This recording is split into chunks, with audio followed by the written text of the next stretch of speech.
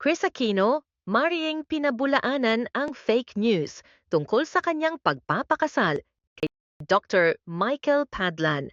Isang malaking usap-usapan kamakailan sa social media ang balitang ikakasal na raw ang Queen of all Media na si Chris Aquino sa kanyang bagong nobyo na si Dr. Michael Padlan, isang doktor na nagseserbisyo sa Makati Medical Center.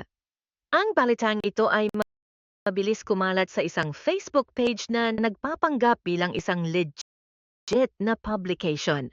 Ayon sa mga post ng naturang poser, nakatakda na raw ang intimate wedding nina Chris at Dr. Michael na gaganapin sa isang events place sa Makati City.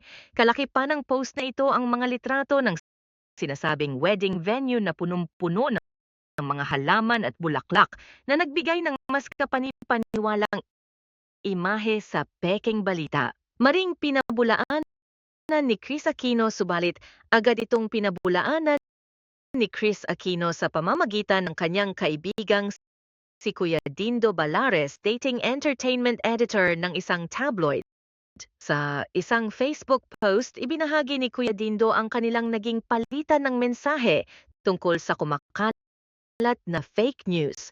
Sa post ni Kuya Dindo, kanyang sinabi, "The best answer to that fake news."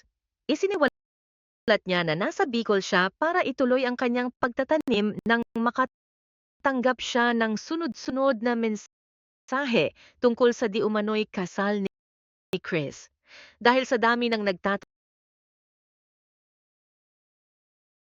mula sa mga kasamahan sa media, nagdesisyon siyang kontakin si Chris para linawin ang kanilang pag-uusap. Sinabi ni Kuya Dindo, "The best answer to that fake news is how can your panganay who has adult onset asthma and has publicly admitted to having chronic spontaneous urticaria. Pipili ako ng outdoor venue na punong-puno ng halaman." Ipinaliwanag ni Chris na hindi lamang siya, kundi maging ang kanyang anak na si Bimby ay may asthma at ang pagiging sensitibo niya sa direct sun exposure ay ginagawa siyang imposible para magdaos ng kasal sa isang outdoor venue. Dagdag pa niya, hindi friend ang respiratory system ko ang mga puno at lalo na ang grass. Kahit nga astroturf bawal dahil maraming alikabok na pwedeng makollect.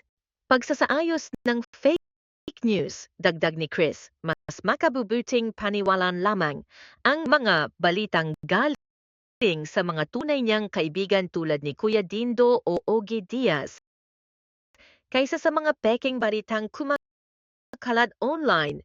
Hindi ito ang unang pagkakataon na naging biktima si Chris ng mga maling balita tungkol sa kanyang personal na buhay, lalo na siya ay isang kilalang personalidad sa larangan ng showbiz at media. Sa kabila ng kanyang kasalukuyang kalagayan, patuloy siyang nagpapakita ng katatagan at kalinawan sa pagtugon sa mga issue na nagpapalibot sa kanya. Patuloy na paggamot ni Chris sa kasalukuyan. Nasa Pilipinas na si Chris matapos ang ilang buwan na pamamalagibang bansa para sa kanyang medical treatment. Patuloy siyang sumasailalim sa iba't ibang uri ng paggamot para sa kanyang mga autoimmune diseases, kabilang na ang chronic spontaneous urticaria. Sa kabila ng mga pagsubok na kinakaharap niya sa kanyang kalusugan, nananatiling matapang si Chris sa laban niyang ito na patuloy na sinusubaybayan ng kanyang mga taga-suporta. Ang peking balita tungkol sa kanyang kasal ay isa lamang sa mga patunay na kahit ang mga sikat na personalidad tulad ni Chris Aquino ay hindi ligtas sa mga maling impormasyon at fake news na kumakalat sa social media.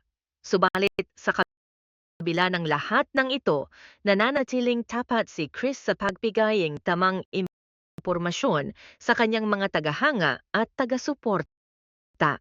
Kasalukuyang nananatili sa Pilipinas si Chris Aquino at balak niyang magtagal dito habang nagpapatuloy ang kanyang mga medical treatments para sa kanyang autoimmune diseases.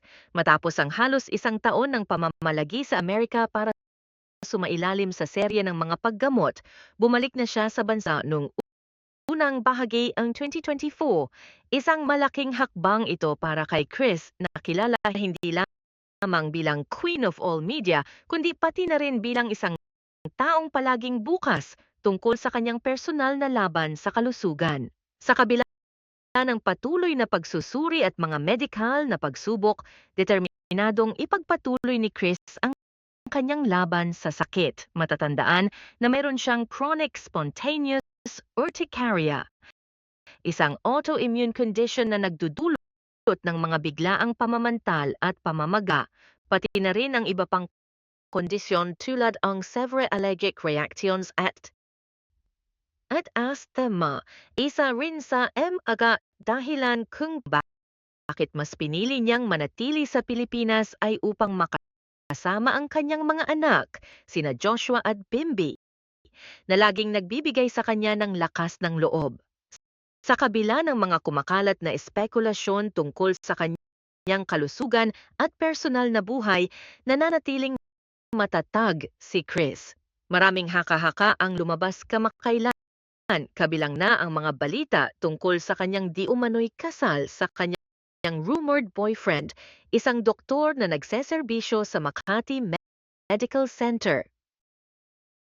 Bagamat mariin niya itong itinanggi, hindi napigilan ng mga tagaha at media ang mag-usisa tungkol sa posibleng pagbabago sa kanyang buhay. Sa isang pahayag na kanyang ipinadala sa pamamagitan ng kanyang kaibigan na si Dindo Balares, nilinaw ni Chris na wala siyang balak magpakasal, lalo na sa mga kasalukuyang kondisyon ng kanyang kalusugan. Ipinaliwanag din niya na mahirap para sa kanya ang manatili sa mga lugar na puno ang halaman o damo dahil malakas itong nagtitrigger ng kanyang asthma at allergies.